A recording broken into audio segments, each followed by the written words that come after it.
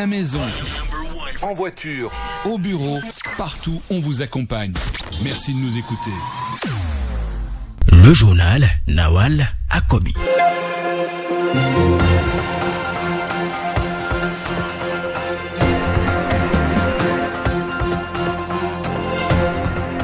Mesdames et messieurs, bonjour. Merci de choisir Radio Afrique Santé pour vous informer sur l'actualité santé d'ici et d'ailleurs.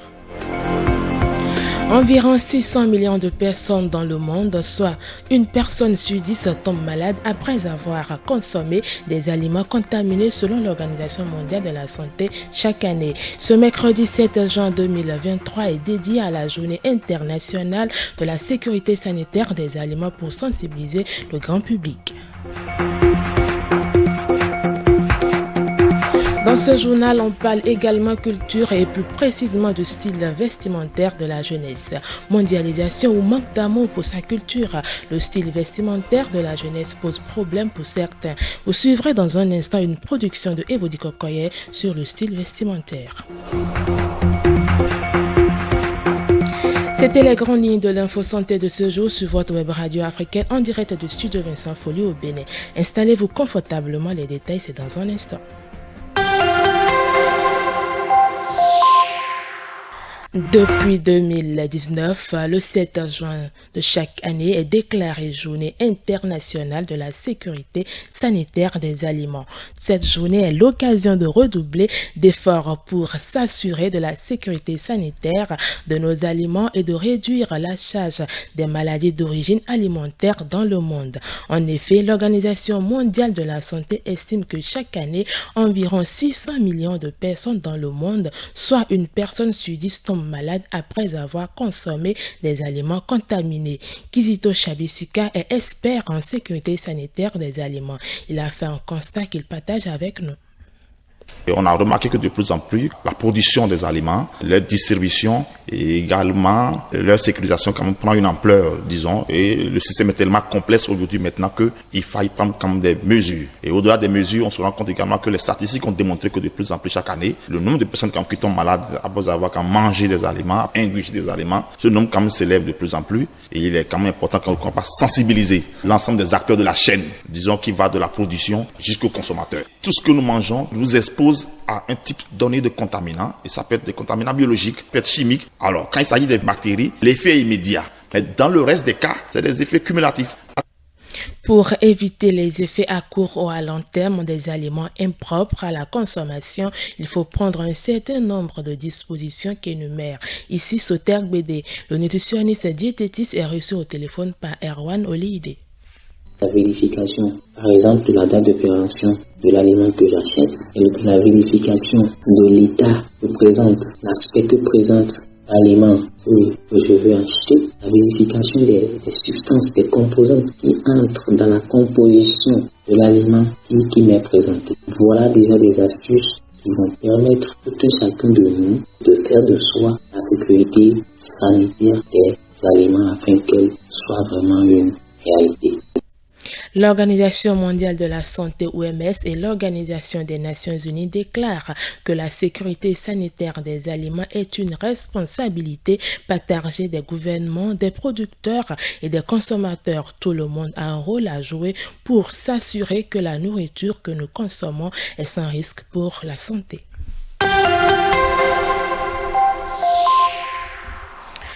Pantalons et jupes taille basse, déchirés et serrés, mettant en évidence les coupes du corps, décolletés plongeant, laissant à découvert seins et poitrine, le nombril, les perles et même les dessous, à porter des regards dans la rue. Dans l'espace public, de telles exhibitions, à la limite dérangeantes pour les voisins, interpellent. Au nom de la mode, de nombreux jeunes adoptent aujourd'hui ces styles vestimentaires qui en donnent plein à la vue et défraient la chronique. Effet de mode ou dépravation, des tentatives de réponse dans cette production de Evody Kokoye.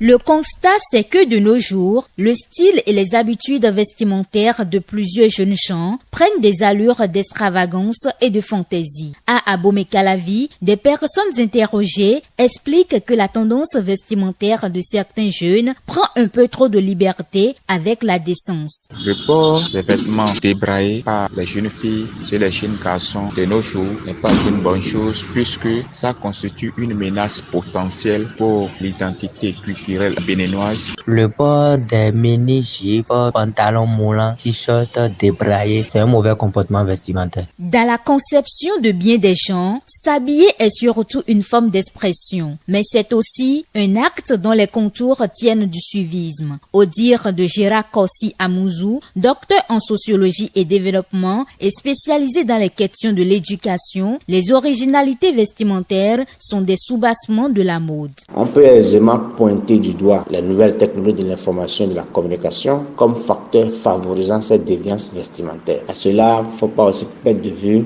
le suivisme aveugle et les mauvaises compagnies qui constituent aussi l'une des raisons qui amène les jeunes à adopter ces genres d'habitudes vestimentaires. Le spécialiste des questions de l'éducation et docteur en sociologie et développement, Gérard Kossi Amouzou, pense que l'éducation peut aider à rectifier le tir. De ce point de vue, la responsabilité des parents, de la société en général et celle qui appelle les pouvoirs publics à préserver les mœurs sont évoquées. La responsabilité éducationnelle des parents, de la société et celle régalienne des autorités sont interpellées car c'est à eux d'exiger de leurs enfants des tenues correctes et décentes. Même si l'habit ne fait pas le moine, il aide tout au moins à le différencier, dit l'adage. C'est pourquoi, de l'avis de Gérard Kossi Amouzou, il est préférable que les jeunes ne s'aventurent pas sur le terrain des tendances vestimentaires non conventionnelles dans la société béninoise. Merci à Evody Kokoye pour cette production hors de nos frontières à présent. Avant de boucler cette session d'information, au Cameroun, il se déroule une campagne de la vaccination de la rougeole et de la roubeole. Sont concernés par cette campagne de vaccination les enfants de 9 mois à 5 ans. Démarrée ce 5 juin dans les 10 régions du pays, cette campagne prendra fin le 9 juin 2023. Dans ce pays, sur les 200 districts de santé, 100 sont déjà touchés par l'épidémie de la rougeole. Cette campagne intervient donc en raison de la hausse des cas de la rougeole dernièrement enregistrés dans le pays. Cette épidémie de la rougeole au Cameroun a connu 4677 cas et 18 décès selon les informations. Ainsi prend fin cette édition d'information. Présentation Nawal Akobi, réalisation Tibus Aéreno. Les programmes se poursuivent sur le site radioafriquesanté.com.